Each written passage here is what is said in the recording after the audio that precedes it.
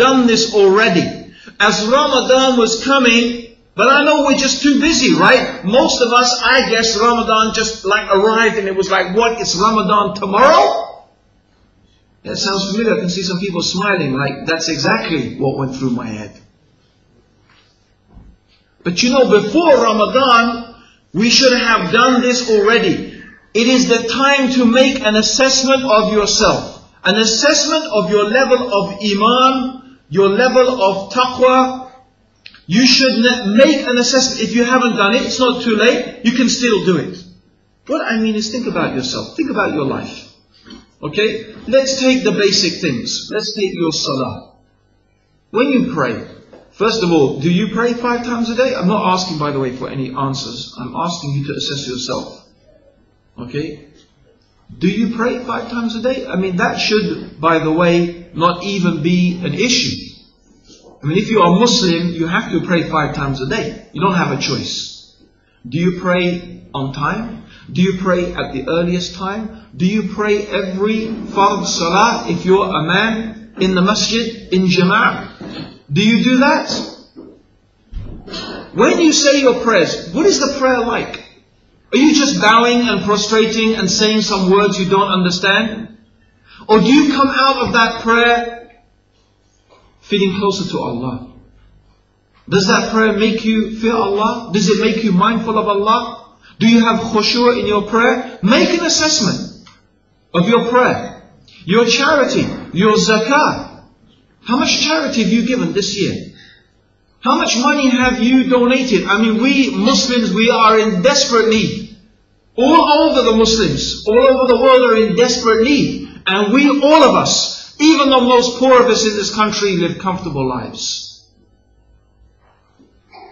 How much charity did you give? Did you do extra fasts? Okay, your tongue. This tongue. What has your tongue been earning for yourself? Have you been enjoining the right and forbidding the wrong? Have you been giving da'wah? Have you been talking to those people around you, your neighbors, your friends, your colleagues about Islam? Have you enjoined the right and forbidden the wrong? Has the Quran, has the tongue been busy with dhikr of Allah, with reading Quran? With making dua to Allah subhanahu wa ta'ala? Or has this tongue been busy swearing and lying and breaking promises? Make an assessment of yourself. These eyes, what have they been looking at? Beautiful girls? Good looking guys? Movies? TV? Haram? What have the eyes been looking at? You know, you make an assessment of yourself. These ears, what have they listened to? Music? Singing? Evil speech? What have these ears been listening to? Make an assessment of yourself. You know yourself. Your feet, where did they walk to? What have they walked from? These hands, what have they contributed to? Think about your life. What have you been doing with your life up until now? Your time that is so precious. And what are we, my brothers and sisters, but numbered days? Think about that. What are we? We, you and me are numbered days. Think of yourself as that's it, numbered days.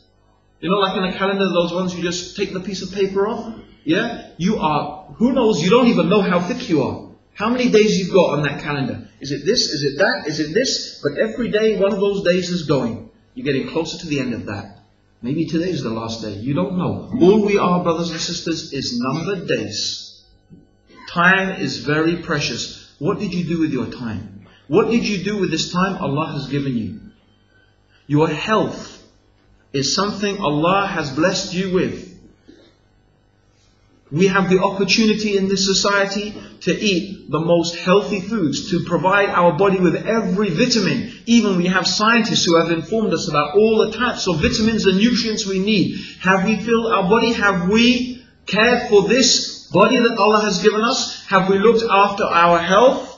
Have we exercised it as it's the right of our body? Have we given the right to our body? Or what have we done? Filled it with junk? Assess yourself, brothers. Assess yourself, sisters. What have you done with yourself? Now you have to make a measure of yourself. How was it before Ramadan? Why? Because we want to see how full your trolley is already. Okay? You want to see how full it is. What is inside it? And you want to know why you made the assessment. Because you want to know now, brothers and sisters, that when Ramadan finishes, you want to see what has changed about you. And what is going to stay permanently changed about you. Now, if you now start Ramadan, if you start your Ramadan thinking this way, Ramadan has come. I want to make sure that when Ramadan has finished, I have improved myself and made myself a better Muslim. And that in the year to come, between this Ramadan and the next, I will maintain that, maybe even improve it. And then the next Ramadan, I will improve myself a little bit more. You see, now if you start Ramadan with this mentality, now you know what Ramadan is for. Allah subhanahu wa ta'ala told us, لَعَلَّكُمْ تَتَّقُونَ, so that you may acquire taqwa. Now Allah has ordained for us this fantastic month in order that we can be better. We can improve ourselves. We can come closer to Allah subhanahu wa ta'ala. This is the reason for it. Now we're going to examine how Ramadan does that. How does Ramadan allow us to acquire taqwa? First of all, very quickly, what is taqwa? It's important to know. What is taqwa? We could say it is the fear of Allah or the consciousness of Allah. But taqwa really means a shield. It is a shield. And that the word taqwa is rooted from an Arabic word which means shield. So it is a shield. It is a shield that guards us and protects us from Allah's punishment. So taqwa is that which will protect you from the punishment and from the anger of Allah subhanahu wa ta'ala. So the more taqwa you have, the more protected you are from Allah's punishment. So taqwa is to do acts of obedience to Allah with a light from Allah, hoping for Allah's reward. And it is to leave disobedience to Allah with a light from Allah, hoping for fearing Allah's punishment. So this is taqwa.